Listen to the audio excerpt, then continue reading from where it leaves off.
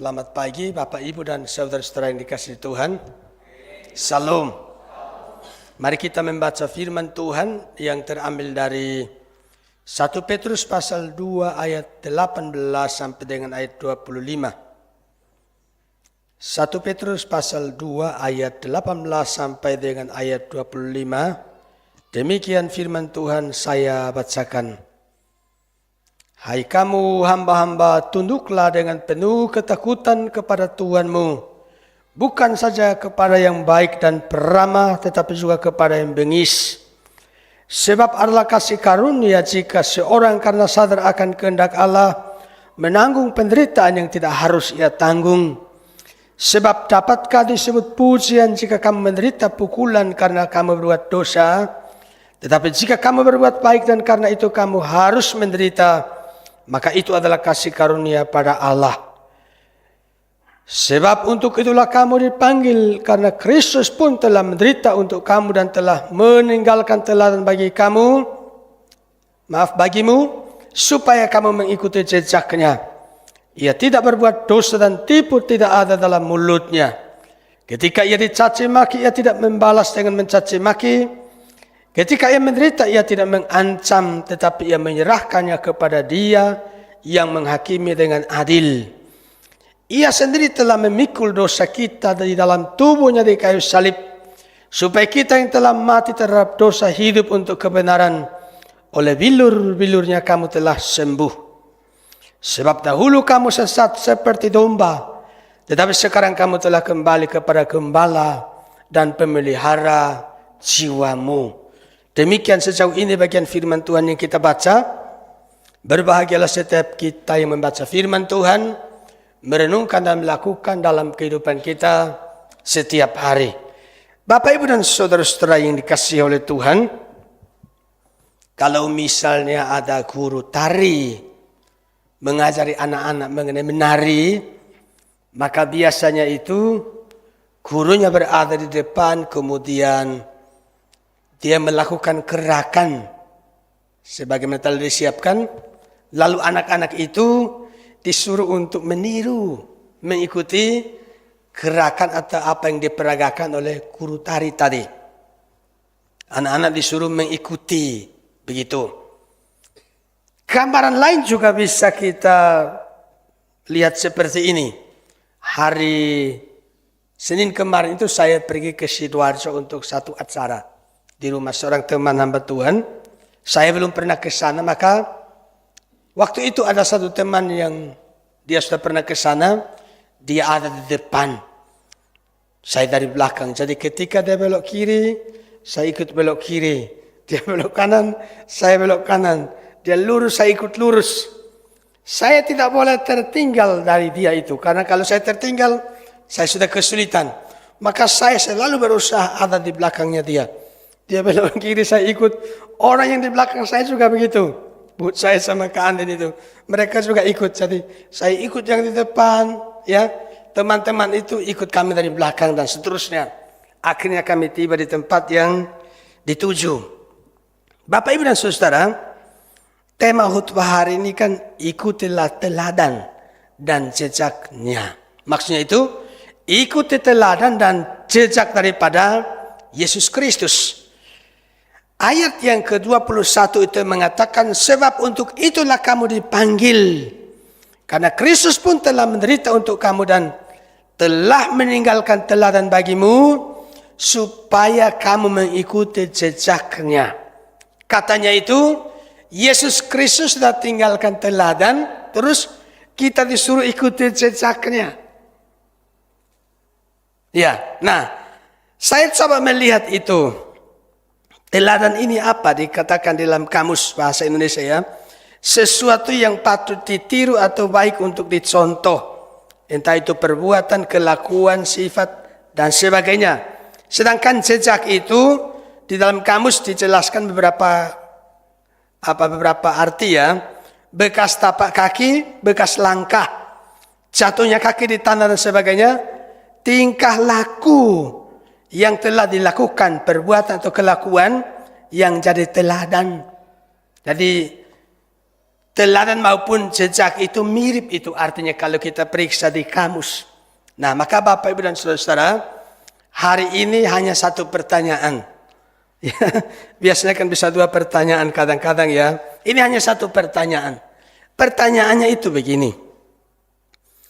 Mengapa kita harus ikuti teladan dan jejak Yesus Kristus? Kenapa ya? Masih di ayat 21 itu bilang begini. Ya. Sebab untuk itulah kamu dipanggil. Ya. Karena Kristus pun telah menderita untuk kamu dan telah meninggalkan teladan bagimu supaya kamu mengikuti jejaknya. Jadi poin pertama itu adalah ini tujuan kita dipanggil. Maksudnya itu mengapa harus ikut teladan dan jejak Tuhan Yesus? Karena itu tujuannya kita dipanggil. Kita dipanggil supaya ikut Yesus, maksudnya ya ikut teladannya, ikut jejaknya.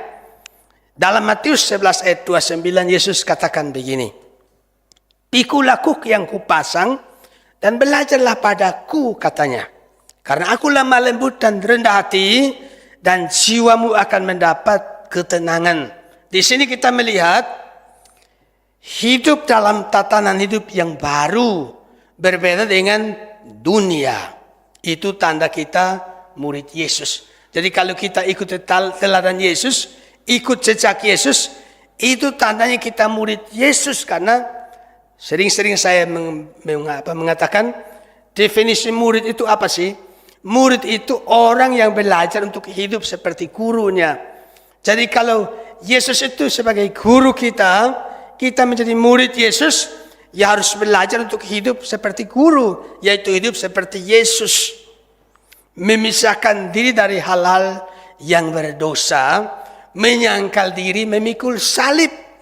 Yesus katakan dalam Lukas 9 ayat 23, setiap orang yang mau mengikut aku, ia harus menyangkal dirinya, memikul salibnya setiap hari dan mengikut aku. Jadi ada menyangkal diri, memikul salib. Nah, di dunia yang berdosa ya, di mana dalamnya kita hidup, kita baca tadi bahwa Yesus menderita.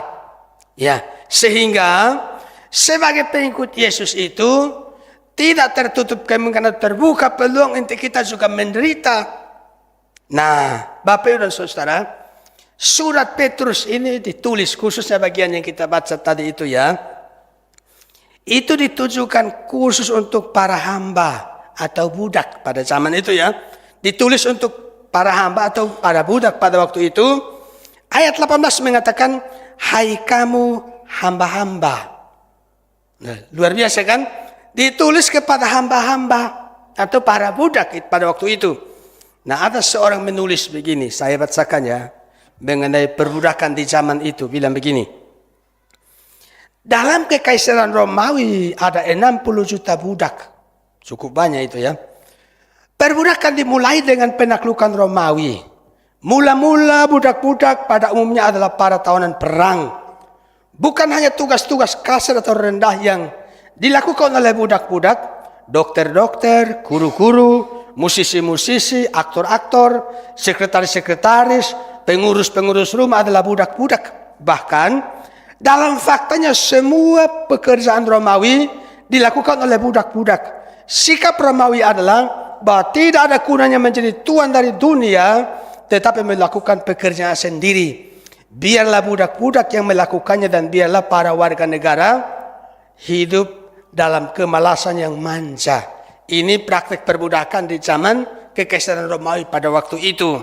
Nah, Bapak Ibu dan Saudara, kalau kita amati surat-surat Paulus, ya kita temukan bahwa di zaman itu banyak orang Kristen yang merupakan budak. Mereka budak tapi Kristen. Mereka Kristen tapi budak. Saya coba lihatkan. Selain di surat Petrus ini, di surat Kolose itu bilang begini. Pasal 3 ayat 22. Hai hamba-hamba, taatilah Tuhanmu. Ini kan ditulis kepada para budak itu, ayat itu. Kemudian dalam 1 Timotius juga Paulus menulis begini. Pasal 6 ayat 1 dan 2. Semua orang yang menanggung beban perbudakan hendaknya menganggap Tuhan mereka layak mendapat segala penghormatan dan seterusnya. Tapi yang mau saya tunjukkan di sini, mau memperlihatkan bahwa di zaman itu ya ada orang-orang Kristen yang merupakan budak. Ada budak yang menjadi orang Kristen. Di dalam hal ini kita harus memikirkan. Mereka ikut Yesus tapi jadi budak. Nah ini saya baca tulisan ada pendeta dia bilang. Ini jelas bertolak belakang dengan penganut atau pengajar teologi kemakmuran. Ikut Yesus kaya raya. Ikut Yesus semua jadi kepala, tidak ada yang jadi ekor. Nah ini kan ekstrim. Iya, faktanya di Alkitab itu ada orang Kristen yang jadi budak. Ini harus disadari. Kita masih hidup di dunia ini, sehingga kita tidak boleh menutup mata seolah-olah semua penderitaan tidak ada lagi. Kita sudah seperti burung terbang di langit, di awan-awan tidak menginjak bumi lagi. Tidak bisa begitu. Nah apalagi dikatakan ya, pada zaman itu budak itu katanya tidak ada harganya. Masih orang yang sama yang tadi saya bacakan tulisannya, dia lanjutkan begini. Dalam hukum Romawi seorang budak bukanlah seorang pribadi tetapi suatu benda. Dan ia sama sekali tidak mempunyai hak-hak hukum apapun. Ya, satu-satunya perbedaan antara seorang budak dan seekor binatang atau sebuah kereta pertanian adalah bahwa seseorang budak bisa berbicara. Kasihan ya. Berkenaan dengan seorang budak kehendak tuannya dan bahkan perubahan pikiran secara tiba-tiba dari tuannya adalah satu-satunya hukum. Bahkan ya, ia bahkan tidak mempunyai hak-hak dasar dari seorang pribadi dan bagi dia keadilan bahkan tidak ada. Nah, maka di sini Bapak Ibu dan Saudara, Petrus tentu dalam pimpinan Roh Kudus ya, boleh kita katakan kalimat begini, dia pemimpin besar. Seperti itu ya, tanda petik ya. Kenapa begitu? Karena dia peduli pada orang kecil. Pemimpin besar itu peduli pada orang kecil. Suatu hari itu saya kedatangan tamu, dulu masih di Wagir. Pendeta yang dari Kupang yang dulu merekomendasikan saya untuk kuliah di SD Salem. Dia datang ke Wagir. Setelah pulang dari Belanda, mampir ke Wagir. Lebih seminggu dia ada di Wagir. Kemudian temani saya wisuda. Setelah wisuda baru pulang sama-sama. Dia mengasihi saya waktu itu. Harusnya dia naik pesawat dari Belanda sehingga ke Surabaya di Malang ya. Sudah beli tiket pesawat tapi karena waktu itu tiket pesawat tidak ada. Jadi dia mengalah. Batalkan penerbangan. Dia ikut saya naik kapal laut. 2 hari 2 malam itu temani saya bersama saya akhirnya pulang. Nah saya ajak dia ke rumahnya Pak Ananiel di Jalan Tambora. Pak Ananiel bilang begini. Dia Pak Ananiel tanya saya, loh Bapak tidur di mana? Makan minumnya bagaimana? Terus waktu kami pulang, pendeta ini bilang sama saya begini. Pak Ananiel ini pemimpin besar. Karena peduli pada hal-hal yang kecil. Dia menanyakan saya tidur di mana, saya makan minumnya bagaimana. Nah begini. Petrus sebagai rasul besar loh Petrus itu. 1 kali khotbah ribuan orang bertobat itu di hari Pentakosta. Tapi perhatikan, di sini dia sedang tulis surat pada para budak, para hamba. Rasanya gimana ya? Ya toh? Dia rasul besar, pemimpin besar, peduli pada para budak itu. Nah di sini Bapak Ibu dan Saudara, kita bisa petik pelajaran penting bahwa Tuhan mengasihi semua anaknya dengan kasih yang sama dari profesi apapun. Di gereja tidak boleh ada praktek pilih kasih. Setiap pribadi dan profesi berharga. Semua mendapat anugerah yang sama dari Tuhan. Maka saya ingat di surat Kolose itu, ketika Paulus membahas mengenai rumah tangga. Dia tulis, hai bapak-bapak bagaimana? Hai istri bagaimana? Hai suami bagaimana? Hai anak bagaimana? Di bawahnya itu dia bilang apa? Hai hamba.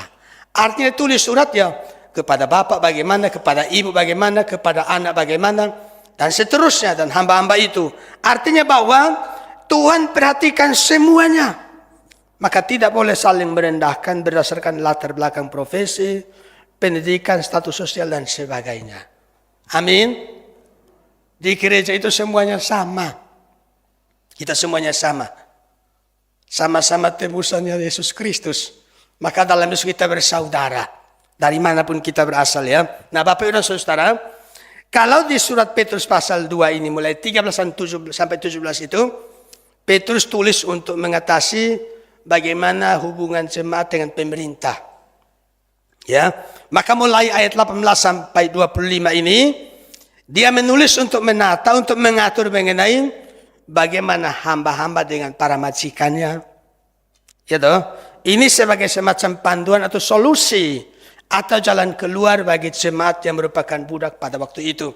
Makanya di ayat 18 mengatakan, hai kamu hamba-hamba, tunduklah dengan penuh ketakutan kepada Tuhanmu. Disuruh tunduk. Jadi budak-budak itu disuruh tunduk. Bukan saja kepada yang baik dan peramah, tetapi juga kepada yang bengis. Nah ini masalahnya. Kalau tunduk pada yang baik dan ramah kan gampang ya. Tapi tunduk pada yang bengis itu loh, tidak gampang. Ada kemungkinan budak itu bisa melawan. Maka Paulus bilang tunduk. Kalian harus tunduk kepada yang ramah, ya, ataupun kepada yang bengis, harus tunduk. Ya, dia perintahkan mereka tunduk, tapi ayat 19 bilang begini. Sebab adalah kasih karunia. Jika seorang karena sadar akan kehendak Allah menanggung penderitaan yang tidak harus ia tanggung. Ayat 20. Sebab dapatkah disebut pujian jika kamu menderita pukulan karena kamu berbuat dosa. Tetapi jika kamu berbuat baik dan karena itu kamu harus menderita, maka itu adalah kasih karunia pada Allah. Dia suruh mereka tunduk. Walaupun kamu tidak salah, tapi karena Tuhanmu itu bengis, maka kamu harus menderita. Dia bilang adalah kasih karunia. Kalau toh tidak salah tapi harus menderita. Saya tertarik dengan terjemahan bahasa sehari-harinya itu. Bilang begini. Allah akan memberkati kalian. Kalau kalian karena sadar akan kemauan Allah, sabar menderita perlakuan yang tidak adil. Jadi istilah kasih karunia itu, terjemahan lainnya mengatakan Allah akan memberkati kalian. Kalaupun dia bengis, tidak apa-apa, kalian tunduk. Allah akan memberkati kalian. Itu maksudnya Petrus di dalam hal ini. Jadi dia menyuruh mereka tunduk, tapi tidak hanya di situ. Dia beritahu mereka bahwa ada kasih karunia. Nah kasih karunia dalam ayat itu, di ayat 19 ada ya. Ayat 20 juga kalimat terakhir bicara itu. Nah di situ terjemahan lainnya itu, karena itu akan mendapat kemurahan, karena itu patut dihargai, sebab adalah kasih karunia. Tuhan akan berikan Tuhan akan memberkati. Kamu lihat ada jasanya dan sebagainya. Jadi, Bapak Ibu dan Saudara, saya menulis dua penerapan di sini. Pertama, kalau kita jadi majikan harus bijak dan baik. Tidak boleh bengis. Amin. Ini yang punya karyawan ya. Ya, kalau marah pada karyawan harus yang wajar. Ada loh yang marah pada karyawan itu kayak bukan manusia. Ya toh? Kadang-kadang kan ada yang begitu. Marah pada karyawan itu semuanya keluar. Seperti yang diajak ngomong itu bukan manusia. Gajinya harus dibayar. Apalagi sebetulnya kenal THR. Ya toh? THR harus dibayar. Itu satu sisi ya. Tapi kalau kita jadi karyawan, harus bekerja dengan baik. Tunduk dan hormat, tidak merugikan majikan. Nah ini. Jadi majikan itu untuk supaya baik. Ya. Tapi karyawan harus tunduk, hormat, dan tidak merugikan majikan. Ada satu tukang kerja di sini kapan hari itu sendirian dia. Sendirian. Tapi dia disiplin. Jam 12 dia istirahat. Jam 1 dia sudah mulai. Padahal tidak ada yang mengawasi. Nah ini kan bagus. Amin. Seperti ini kan bagus. Tidak ada yang mengawasi tapi dia tertib. Saatnya istirahat dia istirahat. Saatnya kerja dia kerja. Nah tantangannya sekarang itu apa? Ada orang yang kerja itu sambil kerja juga tangannya begini-begini di HP-nya. Itu kan sekarang jadi problem bukan? Ya kalau kerjanya memang pakai HP kan nggak masalah. Tapi kerjanya di sini tapi ini juga jalan terus. Yang seharusnya bukan bagian dari pekerjaan. Nah ini kan merugikan itu majikan. Atau bagaimana? Betul ya? Betul atau tidak? Ya, jadi majikannya ada tuntutannya sendiri, yang jadi karyawan juga ada tuntutannya sendiri. Ini namanya kita ikut teladan Yesus dalam tatanan yang baru. Jadi kenapa harus ikut teladan Yesus? Karena untuk itu kita dipanggil. Ya, itu yang pertama. Sekarang yang kedua itu, kita lihat di ayat yang ke-22. Itu bilang begini. Ia tidak berbuat dosa dan tipu tidak ada dalam mulutnya. Maka poin yang kedua saya catat di sini. Tuhan Yesus itu pemberi teladan yang sempurna. Jadi kenapa kita harus ikuti teladannya? Karena dia pemberi teladan sempurna. Yesus pernah mengatakan, orang buta tidak bisa menuntun orang buta. Kalau orang buta menuntun orang buta, dua-duanya akan masuk ke dalam lubang. Orang buta harus dituntun oleh yang tidak buta, supaya ada di jalan yang aman. Orang berdosa tidak bisa menuntun orang berdosa karena dua-duanya akan masuk dalam dosa. Yang berdosa harus dituntun oleh yang tidak berdosa. Dan ini kita temukan Yesus Kristus itu dikatakan di situ bahwa ia tidak berbuat dosa. Yesus tidak berdosa. Ya, karena dia tidak berdosa maka layak untuk kita tiru teladannya. Dia bilang pada orang-orang Yahudi itu, siapa di antara kalian yang bisa membuktikan bahwa aku berdosa? Dan pertanyaan ini sudah 2000 tahun, tidak ada yang bisa menjawab. Siapa bisa menjawab tantangan itu? Siapa di antara kalian bisa buktikan kalau aku berdosa? Dan sampai sekarang nggak ada yang bisa buktikan. Memang dia tidak berdosa. Ya toh? Sehingga penjahat di atas kayu salib itu, yang satu bilang, kalau engkau Mesias, turun dari salib itu. Selamatkan dirimu dan selamatkan kami ini. Satunya bilang apa? Dia bilang begini, Lukas 23 ayat 41. Kita memang selayaknya dihukum sebab kita menerima balasan yang setimpal dengan perbuatan kita. Tetapi orang ini tidak berbuat sesuatu yang salah. Nah ini penjahat mengerti. Ya toh? Dia seorang penjahat mengerti. Yesus tidak pernah buat sesuatu yang salah. Paulus bilang dia yang tidak mengenal dosa.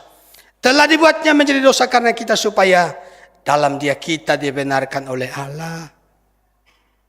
Ya, 1 Yohanes 3 ayat 5 bilang, di dalam dia tidak ada dosa. Memang Yesus tidak punya dosa ya. Ya, surat Ibrani bilang, sebab imam besar yang kita punya bukanlah imam besar yang tidak dapat turut merasakan kelemahan kita. Sebaliknya sama dengan kita. Ia telah dicobai hanya tidak berbuat dosa. Memang Yesus tidak berbuat dosa. Waktu hari apa itu? Kan di majelis ada diskusi serius untuk beli gitar buat gereja Timika. Sepanjang hari mungkin yang bekerja juga konsentrasinya pecah ya. Kita diskusi serius untuk beli gitar ini teknisnya seperti apa. Akhirnya itu malam-malam itu sudah kira-kira setengah 12 malam itu. Saya dengar Pak Agung juga cari informasi di Timika itu mau beli gitar di sana. Saya cari di Google itu ketemu toko ini di Timika, ada nomor WA-nya di situ. Saya berkirim WA. Setengah 12 malam, artinya kalau waktu di Timika itu sudah setengah 2. Tapi saya dilayani. Jika saya kasih tahu sebut mereknya ini, harganya berapa, saya bilang ini harganya dan sebagainya. Saya bilang mau beli ini dan tanggal sekian mau beli. Saya dilayani. Biasanya saya tindak lanjuti. Malam itu saya infokan pada para majelis.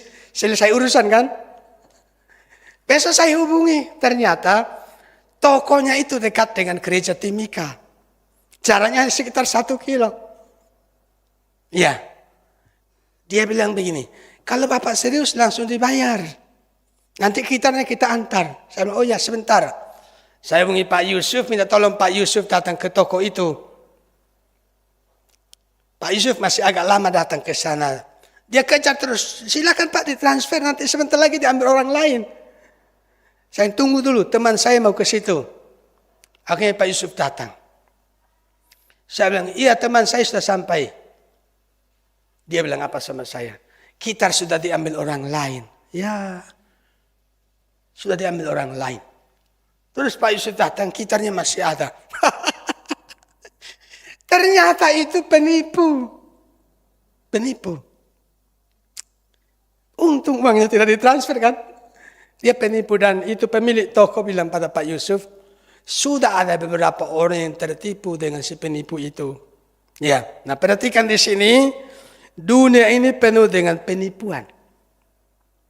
Penuh dengan penipuan. Kita harus hati-hati. Maka sudah betul, kita harus belajar dari Tuhan Yesus. Ya, jangan di luar sana, di gereja pun kadang-kadang ada penipuan. Nah, Tuhan menolong ya di gereja kita tidak ada penipuan. Termasuk harus hati-hati, mimbar-mimbar Kristen pun bisa dipakai para penipu, para pengajar palsu. Ya, mengajar tidak seperti yang seharusnya. Ya toh? Ya, mengajar tidak seperti seharusnya. Yang penting para pendengar mendengar dan senang selesai urusan. Tidak bisa begitu. Ya toh? Harus kalau mengajar firman Tuhan harus teliti. Harus teliti. Sungguh-sungguh teliti. Ini maksudnya apa? Itu maksudnya apa? Nah sekarang kita kembali ke sini. Bapak dan saudara, Yesus pemberi teladan sempurna. 2 minggu lalu saya berkhotbah mengenai bagaimana Yesus dianiaya. Begitu berat penderitaan yang dia alami. Tapi apa yang dia lakukan? Sabar dia. Terus bersabar. Diolok, diejek, dicambuk, dipukuli, dipaku, dikenai mahkota duri. Sabar. Dia sabar. Sebenarnya kalau Yesus mau membalas itu gampang kok. Di dalam Injil Yohanes itu diceritakan, katanya begini. Mereka datang, bertemu Yesus, terus Yesus bilang, siapa yang kamu cari? Mereka bilang mencari Yesus. Dia bilang, aku orangnya. Intinya saya parafrase kira-kira begitu. Aku orangnya. Ketika Yesus bicara begitu, langsung jatuh semua itu yang pasukan yang datang menangkap dirinya. Maksudnya apa sih? Kalau dia mau, jangankan omong. Mungkin dia batuk saja semua sudah selesai. Tapi dia sabar. Dia menguasai diri. Di dalam rangka menyelesaikan tugas yang diberikan oleh Bapa di surga padanya. Sebagai itu misi kemesiasan dalam rangka menyelamatkan manusia. Jadi teladan Yesus dia sabar. Hukuman di salib itu sangat memalukan bagi dirinya. Tapi ia menahan diri menanggung semua itu. Ya, dia menguasai diri. Dan Bapak dan Saudara, saya lihat di sini biasanya kita gagal. Seringkali kita tidak menguasai diri. Seringkali kita tidak sabar. Betul atau tidak? Banyak rumah tangga, banyak hubungan suami istri, orang tua, anak, saudara, kacaunya di sini. Suaminya tidak sabar hadapi istri. Istri tidak sabar hadapi suaminya. Ribut sudah di situ. Betul atau tidak? Ya toh? Orang tua tidak sabar hadapi anak, anak tidak sabar hadapi orang tua. Saudara dengan saudara tidak sabar menghadapi satu dan yang lain. Di sini masalahnya. Maka harus belajar dari Tuhan Yesus. Ya toh? Harus sabar. Yesus itu sabar, dia menguasai diri. Tidak balas jahat dengan jahat. Dia bilang, Bapa ampuni mereka. Ya toh? Iya. Tidak balas jahat dengan jahat. Dalam penderitaan katanya, dia menyerahkan pada Bapa yang menghakimi dengan adil. Dan itu diungkap oleh Petrus. Ya. Menyerahkan pada Allah. Paulus bilang, saudara-saudaraku yang kekasih, janganlah kamu sendiri menuntut pembalasan, tetapi berilah tempat kepada murka Allah, sebab ada tertulis, pembalasan itu adalah hakku. Akulah yang akan menuntut pembalasan, firman Tuhan. Bahwa membalas orang yang menjahati kita itu bagiannya Tuhan, bukan bagian kita. Tapi biasanya kita bagaimana? Kesuwen. Kan kadang itu toh. Kesuwen menunggu atas yang turun. Saya bisa atasi langsung ini. Yesus tidak begitu. Dia tidak lakukan itu. Dia sabar menguasai diri. Makanya di sini kita semua harus pikirkan, belajar dari teladan Yesus. Sabar. Kita sabar di rumah tangga kita, di dalam pekerjaan, apalagi di jalan raya ya. Semuanya harus sabar. Ya, itu yang kedua. Sekarang yang ketiga. Ya, di ayat 24 itu dikatakan begini. Ia sendiri telah memikul dosa kita dalam tubuhnya di kayu salib, supaya kita yang telah mati terhadap dosa, hidup untuk kebenaran. Nah, hidup untuk kebenaran ini, di dalam terjemahan bahasa sehari-hari dikatakan, hidup menurut kemauan Allah. Jadi hidup untuk kebenaran, kata lainnya itu, terjemahan lainnya, hidup menurut kemauan Allah. Sehingga poin yang ketiga itu saya menulis, ya mengapa harus ikuti teladan dan jejak Yesus? Karena ini merupakan kemauan Allah. Tuhan Allah itu maunya begitu. Ya, ikut kemauan Allah. Ya, harus bebas dari penguasaan dosa. Tidak boleh diperhamba oleh dosa. Minggu ini kan kita dikagetkan. Minggu ini ya, beberapa hari lah.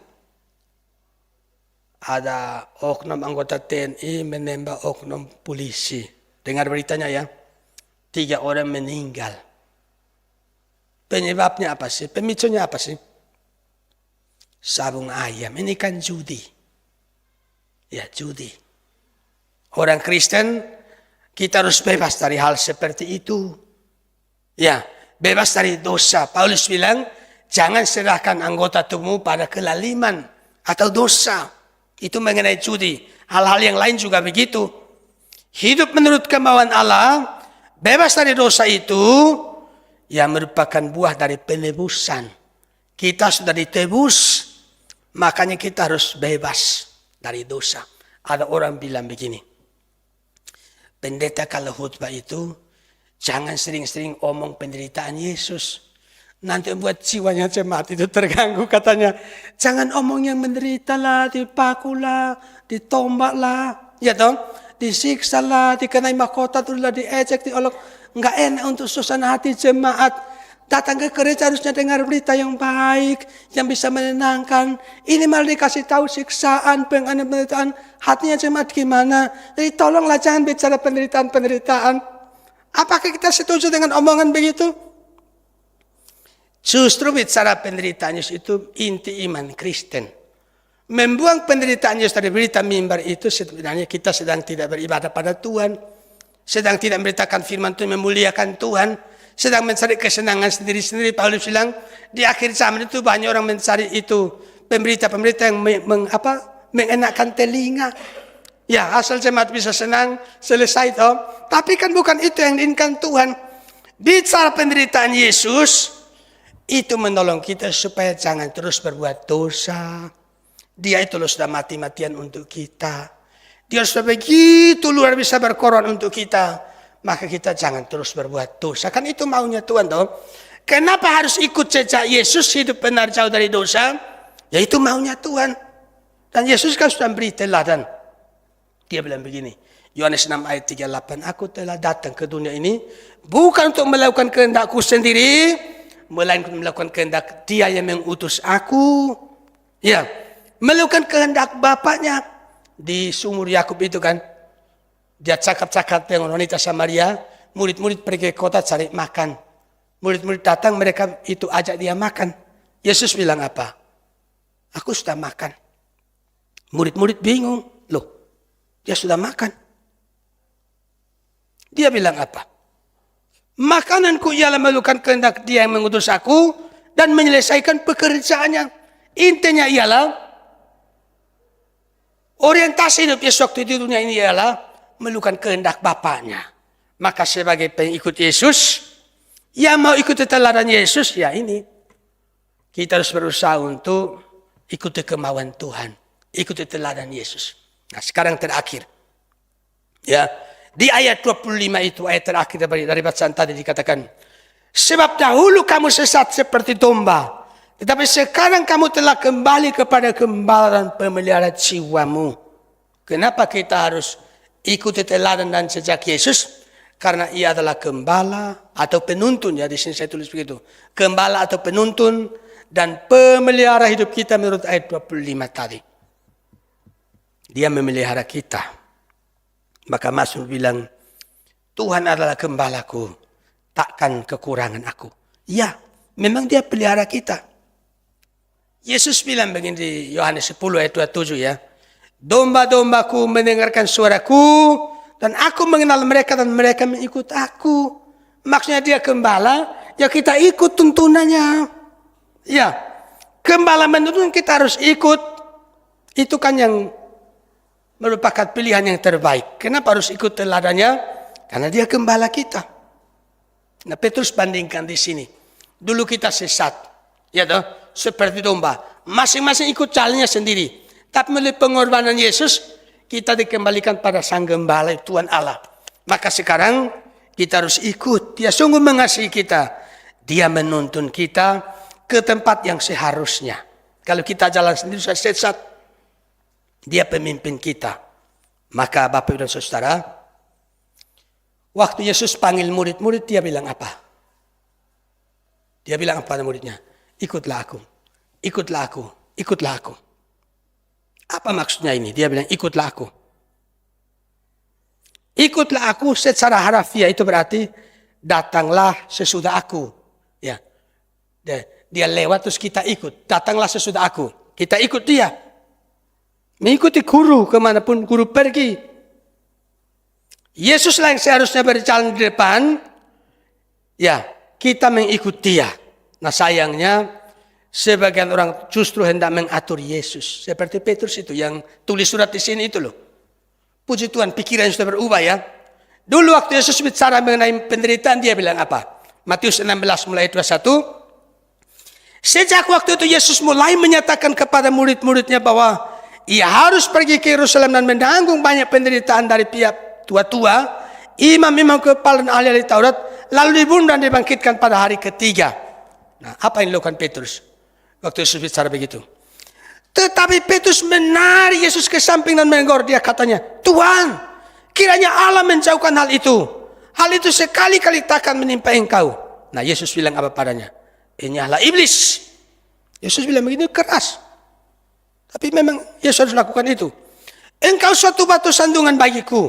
Sebab engkau bukan memikirkan apa yang dipikirkan Allah, melainkan apa yang dipikirkan manusia. Jadi Petrus dia sedang mau ada di depan. Dia sedang menuntut supaya Yesus ikut maunya dia. Dan ini kan seringkali kita juga begitu. Ya, ikut Yesus maksudnya hidup kita dibentuk supaya cocok dengan maunya Yesus. Senantiasa hadir bersamanya. Melayani juga seperti yang Yesus lakukan. Itu yang diinginkan oleh Tuhan begini. Saya akan segera akhiri khutbah ini. Kita kan sering menyanyi.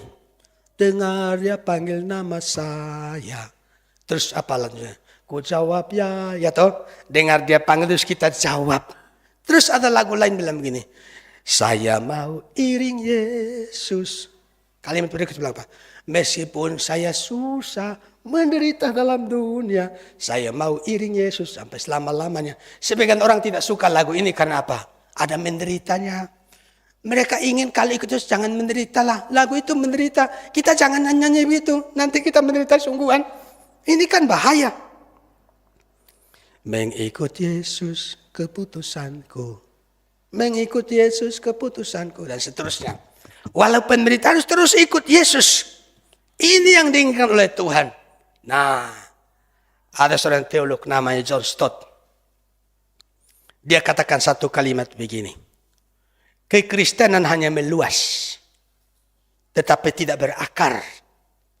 Terlalu banyak anugerah murahan yang diberitakan sehingga banyak orang sekarang sekedar ikut-ikutan, tapi tidak pernah menjadi pengikut. Karena itu, kiranya dengan firman Tuhan ini kita dituntun untuk betul-betul jadi pengikut Yesus. Ikuti teladan Yesus. Bagaimana? Bersediakah ikut teladan Yesus? Tuhan berkati kita. Mari kita berdoa.